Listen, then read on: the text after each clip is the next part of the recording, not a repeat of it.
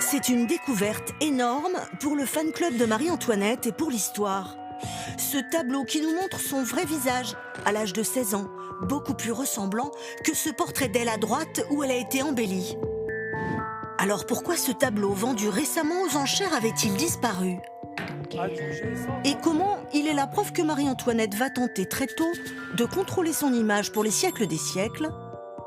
C'est le choix du 20h.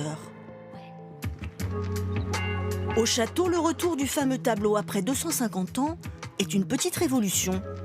Cette image de la reine, c'est un peu le chaînon manquant dans sa représentation officielle.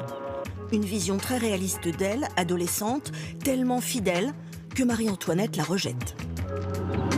En fait, elle assume mal les traits de ses ancêtres autrichiens ici à gauche.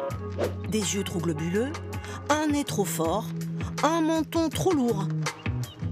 Elle n'est encore que dauphine, tout juste 16 ans, mais elle a déjà compris l'importance de l'image. Toute image, qu'on soit dauphine ou qu'on soit reine, est appelée à être diffusée, soit au sein du royaume, soit dans des ambassades à l'étranger. Et Marie-Antoinette, contrairement à d'autres reines, a envie d'avoir un certain contrôle sur cette image.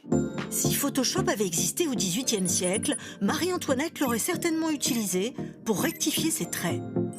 Photoshopper, c'est ce qui a été fait à l'époque avec les moyens du bord, grâce à Madame Vigée-Lebrun, sa portraitiste préférée. Très habile avec ses pinceaux, elle va retoucher son nez, affiner son visage et lui redonner une dimension historique.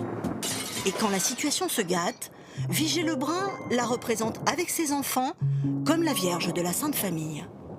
Malgré sa fin tragique, Marie-Antoinette va donc gagner son pari.